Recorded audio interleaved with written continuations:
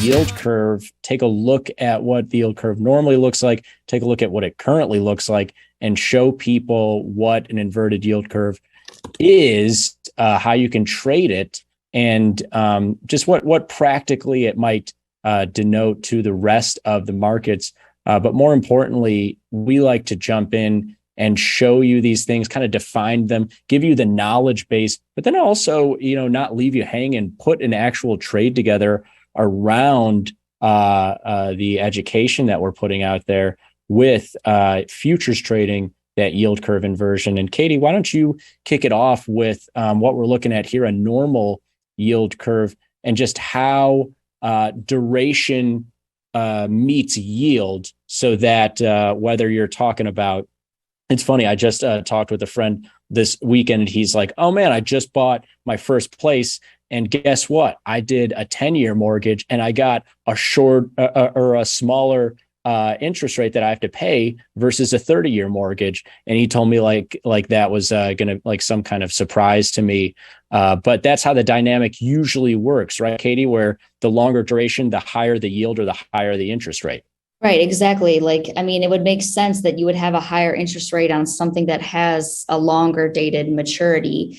But I think too, from not even a layman's perspective, because it's complicated stuff. But, I think the one thing that kind of has bubbled up continuously is this helps us get an expectation for the future of interest rates, from a really 30,000 foot view, what the economy is anticipated to do in the coming days and weeks and months.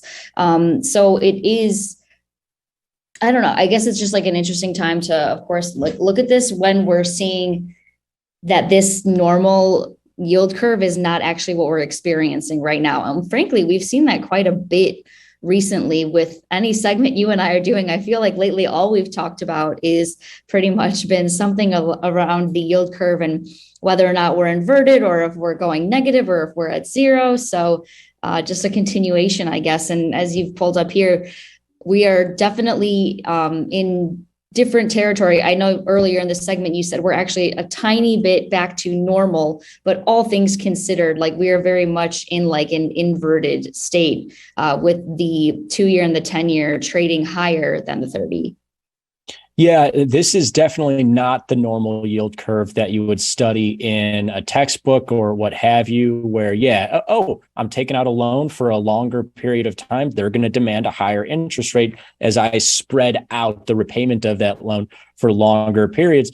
When we see an environment where interest rates are going from high to lower or low to higher, we'll see these short-term inversions like we have for the last month or so. And just in the last couple of days, going back to a full inversion whereby 2 years and 10 years we're trading above 30s. And you can see here from the chart of just the 10-year, when interest rates, you tend to see this when interest rates are really shifting from a low environment to a high environment, or from a high environment to a low environment. When they are kind of middling or not very volatile, the yield curve will tend to look normal.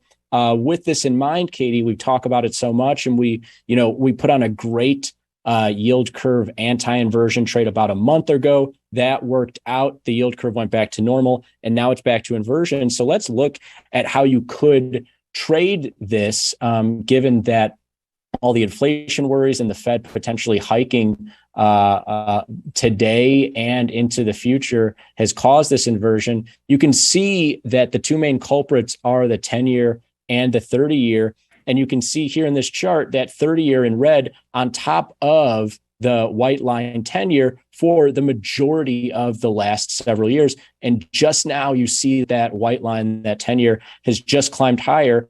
And that directly translates to this inversion that we're seeing in the pairs chart and the spread market or the pairs market. That's how we access this inversion trade, right, Katie? Exactly. Yeah. And I think it's interesting because I remember when I was first learning how to do this with Pete, and anytime there would be any type of talk of the yield curve going inverted, the second question or the second statement was always an economic recession is around the corner, and it's like always like doom and gloom and things like that. And I'm not trying to downplay anything we're experiencing right now. Like, I know we've all had very rough positions, and just like from a day-to-day lifestyle perspective, I know everybody out there is probably feeling it. But I think this is just an interesting, time for us to capitalize on something that you don't often see, with the knowledge that historically these times do not last. Absolutely. And that's why I couldn't agree with you more on everything you're saying there. But that's why I love our audience and the community of active traders, is because the question is always like, all right, great story, Frank. Like, glad that you and Katie are talking about inversions and everything. What do I do with it? Right. And that active step of, okay, well, if you think the yield curve is going to go further inverted, you can sell the 30-year and buy the 10-year. If you think we're going to return to normal, where you see this, the yield curve is normally and the spread market is normally at north of zero, you can buy the 30-year and sell the 10-year. It's funny. I just saw going into this, I got a notification on Twitter. Someone had a tweet that got a bunch of engagement, a bunch of likes and retweets, where this guy just today was like, oh, wow, the 2-year, the 10-year, and the 30-year, same interest rate. You don't see that every day. And someone from our audience commented and was like, yeah, we've been trading that with the small exchange futures for the last couple of months here.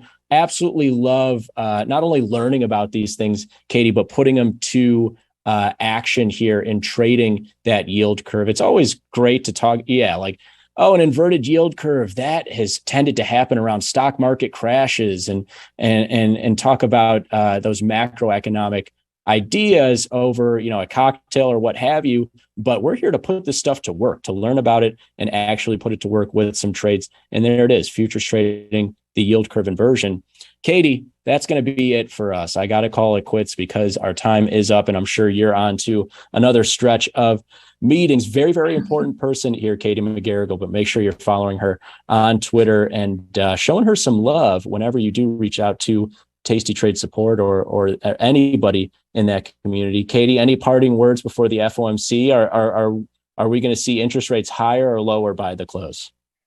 Hopefully lower. The last thing I'll say too is that it's great that we can actually downsize this trade to be $1,000 in buying power for the entire maturity of the yield curve, where it would cost thousands of dollars for something in the major contracts. So just another powerful way. If you are new to the game, you don't have to be intimidated by having it take up your entire portfolio's worth of capital.